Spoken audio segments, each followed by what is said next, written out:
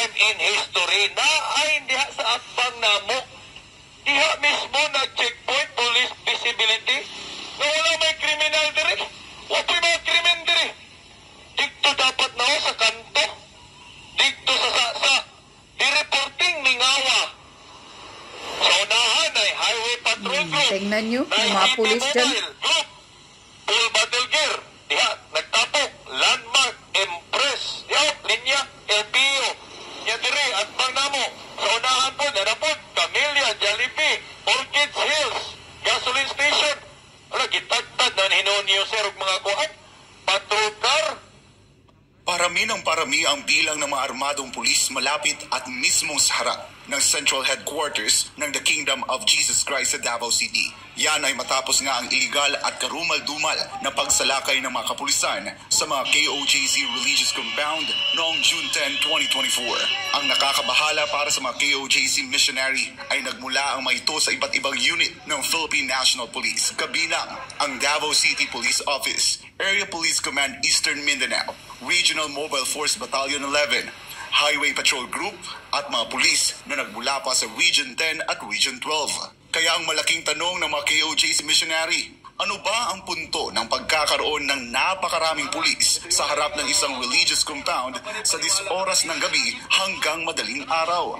At ang masaklap pa ay nakaposisyon sila 24 oras. Ano ba ang meron kung bakit nagmula pa ang mga ito sa iba't ibang unit ng PNP? Ano manggid nga naamanggid sila diri sa atbang, nagkumpos diri, nag-abot sila diri. Murag lain-lain nga lugar nag-abot sila diri. O na nga natingala ta nga wa may kriminal diri sa KOJC. Ang structure mo sa mga sir, police visibility, so wala may Police visibility, illegal orders, di mo siya illegal orders, so paano rapod mo sir? Police visibility man mo game mo sir, nagpatrulla kami mo, baktas mi dito niya, tapos balik na po. Kung katwiran nila ay police visibility, ang tanong ngayon ng mga misyonaryo, bakit sa madilim na lugar sila nakaposisyon na hindi yung madaling makita ng publiko? Rawa, sa kangit-ngit. Ang ana, kuhan. Yan ang police visibility. Ngit-ngit kayo, sir.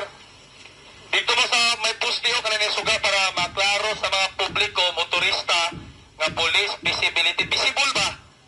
From the word visibility, visible mo. Dili diya sa nagtago, sir. Tingana kang ngit-ngit, oh. Tanawa. Pasigaan, suga. Let there be light. And there was light. Tanawa. Suga, siga. Oh, isa pa. Gani. Lima ka upat ka suga atong gitutok diya para mahayagan lang yun sila. Ano? Para watay tinaguan diri. Para mahayag ba, makita nato sa mga aktibidad. Police visible, oh, hayag kayo. Ning ana dapat Kine-question din ng mga KOJC missionary nang sila ay pagbawalan ng mga pulis na linisin at putulin ang mga matataas na damo sa nasabing lugar. Paundang gani mi diha, wala gipalahos. Ang mga pulis pud nga nagbantay dire. Wala ilang gipaundang. Ning ana, ambot unsa po ilang rason nganong gipaundang nila nga maayo man ang among gibuhat nga mahinluan dire. Dako kayong katingalahan. Kaya sa lahat ng mga panggigipit at panggagambala na ginagawa ng mga kapulisan hanggang ngayon sa The Kingdom of Jesus Christ, sino ba talaga ang nag-utos sa kanila? Kasi head sa ano sir, sa RFB 11? Si Sir Colonel Sibalo, sir. Colonel Sibalo. So it's actually Colonel Sibalo? Balik sa taas na dyan mo na ano, sir. Taas po si Marbil? Yes, sir. So it's actually Marbil? Yes, sir. Sa taas na ano, sir, construction, sir. Matatandaan din na sa isang press conference kamakailan ay sinabi ni Interior Secretary Ben-Hur Abalos na ang paglusob ng mga kapulisan sa mga religious compound ng KOJC noong June 10, 2024 ay pinag-isipan, pinag-aralan at talagang pinaghandaan.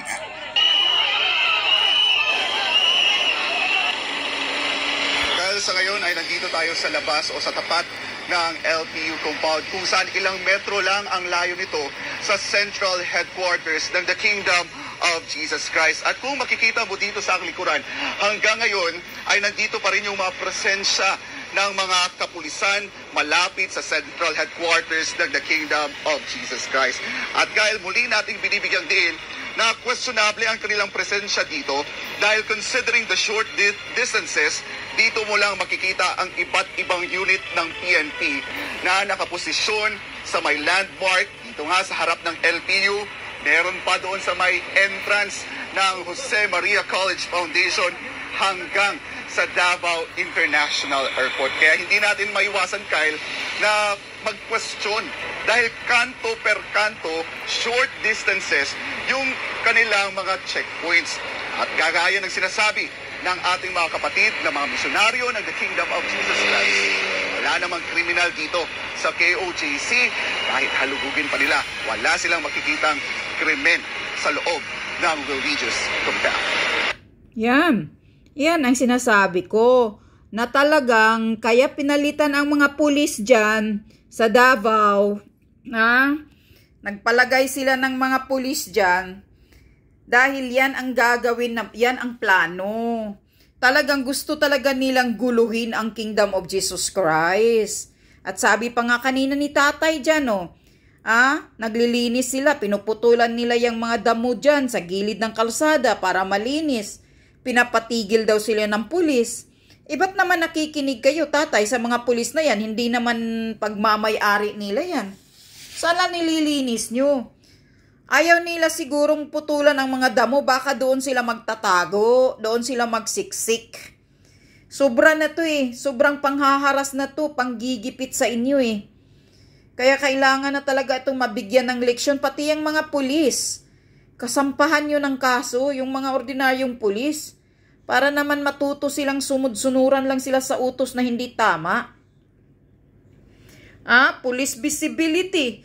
Ano bang police visibility ninyo dyan? Wala namang gulo. Wala namang nagrarayot dyan sa area ng Kingdom of Jesus Christ. Puro kasinungalingan yan. Huwag kayong maniniwala. Kasi ang katotohanan dyan talaga, guluhin lang talaga kayo, tatakutin kayo. Tingnan nyo, ang dami ng mga kabataan dyan, ang mga member ng Kingdom of Jesus Christ na trauma. Imbis na tayo noon, pag nakakita tayo ng pulis, masaya tayo dahil akala natin safety tayo pag may pulis. Pero ngayon, iba na. Itong mga kabataan dito sa Kingdom of Jesus Christ, pag nakakita sila ng mga pulis, andyan, nakaposisyon, nakatayo.